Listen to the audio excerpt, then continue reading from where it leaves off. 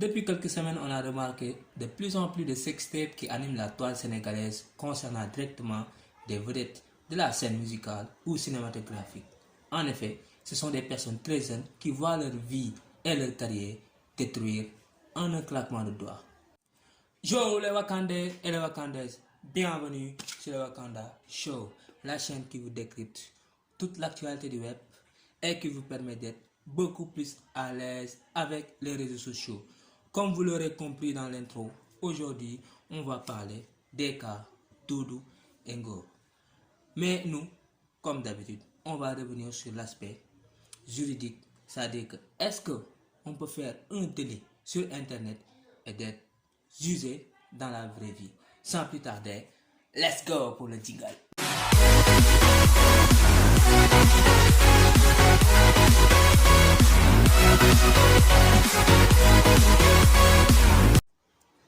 Et dans la première partie, on va traiter du fait que ces gens-là, c'est-à-dire Ngor, Doudou, ou des personnes qui sont dans le même cas que, sont-ils coupables ou victimes? C'est difficile à dire, vraiment. D'ailleurs, comme beaucoup de suppositions, si on se réfère dans le fait que nul n'est censé ignorer la loi, oui, ils sont coupables. Car que ce soit un FaceTime ou appel vidéo, ou même le fait de partager des images compromettantes avec une personne, il faut savoir qu'à tout moment, cela peut faire surface. Et que ça soit des années plus tard, et malheureusement dans leur cas, leur statut de personnalité célèbre ne les a pas du tout aidés. Oui, soit la personne concernée le partage à une personne de confiance et en lui disant garde ça, franchement, cette autre personne-là va le partager avec une autre et ainsi de suite. La cycle va démarrer et très rapidement, ça va devenir viral. Mais pour moi, l'aspect le plus pire, c'est que Internet, derrière, ce sont des machines de stockage et tout. Et moi, je pense que c'est à ce niveau-là que les gens ne comprennent pas. Parce qu'il faut savoir que nos données, quand je dis données, c'est-à-dire nos vidéos, nos images, même nos discussions sont stockées dans des serveurs.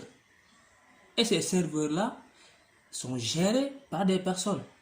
Et en plus, ces serveurs, ce sont des machines. Donc, forcément, ce sont des données qui sont accessibles.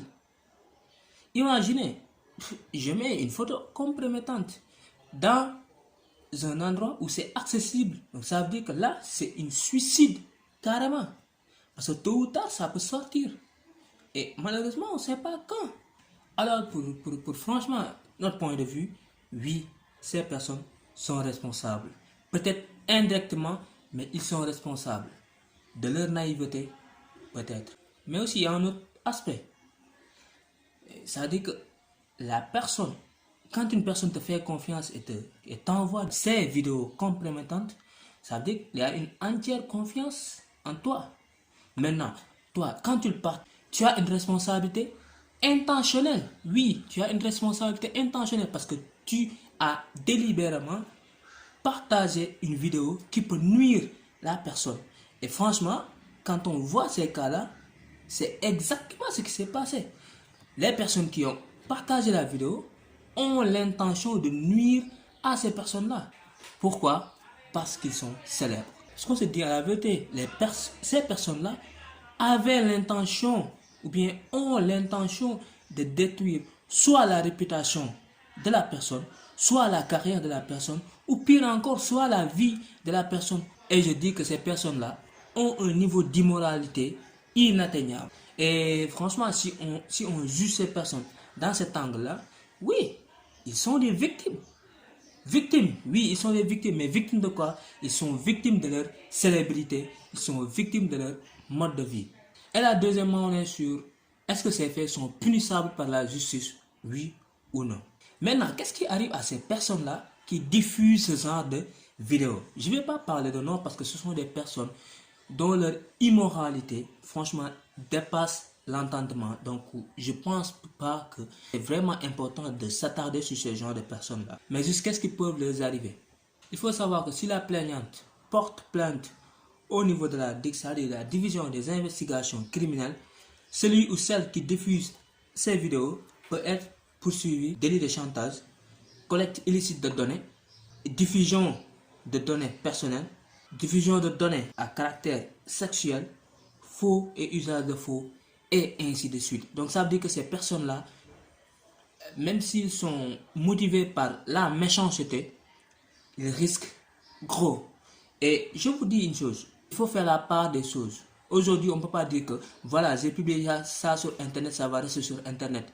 Il y a beaucoup de personnes qui sont en prison aujourd'hui parce qu'ils ont diffusé des messages à caractère sexuel ou bien collecté des données personnelles sans l'autorisation de la personne concernée. C'est juste ça. Il faut savoir que Internet, c'est la vraie vie. La vraie vie aussi, c'est Internet. Parce que aujourd'hui, on ne peut pas séparer ces deux choses. Il faut que les gens comprennent ça. Et pour conclure, il faut savoir que franchement, Internet est génial. Parce qu'ils mettent à disposition des gens des outils extraordinaires. Maintenant, l'orientation ou bien l'utilisation de ces outils-là va forcément dépendre de l'éducation de la personne. Exemple, vous me donnez un couteau, je peux couper des oignons avec, ou bien je peux le prendre et poignarder quelqu'un. Ce n'est pas la faute du couteau, mais c'est juste mon comportement qui fait que je prends des décisions par rapport à ce couteau. C'est la même chose avec Internet.